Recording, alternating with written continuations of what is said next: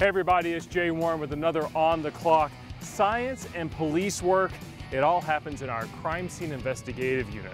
Here to introduce us to the team and what they do is City Manager Trey Elverton.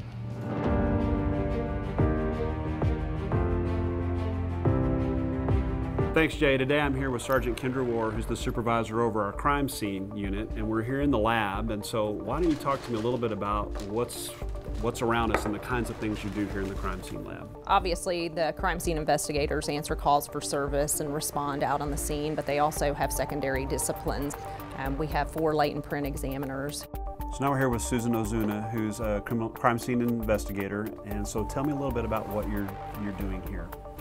I'm about to enter in a fingerprint into CAFIS, which is the Cogent Automated Fingerprint Identification System, and it searches fingerprints and palm prints from arrests that we've made in our city. If it doesn't match in CAFIS, then the print will be entered into AFIS, which is the state database, and then the return will come back with a list of 20 candidates. If it doesn't hit there, if it's typically for our higher offenses, then we'll send it off to the FBI database and do the same thing. I have 2 marijuana analysts that test and analyze marijuana. So now I'm here with Elizabeth Rosenauer, who's helping me work through a process to verify whether or not a particular drug is marijuana or not. After we've done our microscopic exam, we'll do a chemical exam. So we have a little bit of our sample in a test tube. Well, let me see if I can figure this out. Okay. Mix it a little bit more and make sure it's purple throughout. Okay, into step 3. Yes. I might add a little bit more just so you can see those layers.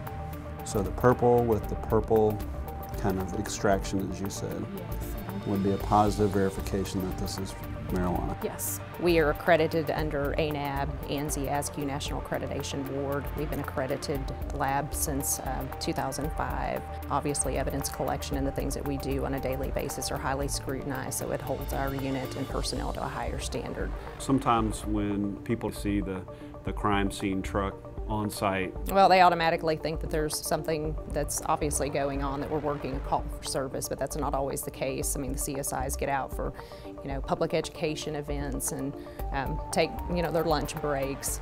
So it's not always some major high-profile crime that's going on.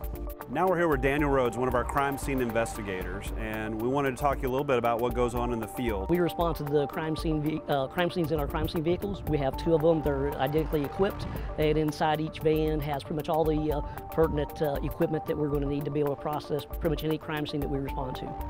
So what type of crime scenes would you go to? Typically, we respond to crimes against persons calls, and those are going to be our violent offenses. So we'll respond to a lot of deceased persons calls. We'll go to shootings, stabbings, aggravated robberies, sexual assaults, crimes like that. With a lot of the detective shows on today, everybody I'm sure always talks about it. What's crime scene investigation really like? To me, it's a great challenge. Every case is a new challenge to see if I can hopefully collect the evidence will help a detective solve the case and prove or disprove who committed that offense. Well, why don't you show me which kind of tools you've got inside the vehicle, and I'd like to learn a little bit more. Sure. This is what we would use if we have like a shoe or possibly a tire impression in the mud at a crime scene. If we were going to recover DNA samples or blood swabs on a crime scene. Now, is there something over here on the other side? Yes, this is actually one of our bigger items back here. Okay. This area is an area that we have pretty much all our protective personal equipment. This area is where we have our fingerprint processing kit, and we also have a shooting reconstruction kit down here. So if we respond to a shooting, we can actually measure like the angle of the impact from the bullet into the object. So how do you prepare for a career in being a CSI? What kind of training and background do you go through? Actually, what we're looking for now when we hire CSIs is somebody who has a 4-year degree at a minimum in either a forensic science, chemistry, or a biology type degrees is what we're looking for. Well, on behalf of all of our residents in Arlington, I want to thank you for all your hard work that you're doing to help fight crime here in our city and all the tools and technology you're deploying. So thank you very much. Thanks, sir. And we appreciate your service to our community. Thank you. Thanks. Thank you. Thank you, guys. All right. Thanks, Trey, and thanks for you at home for watching. We'll see you next time with another On the Clock.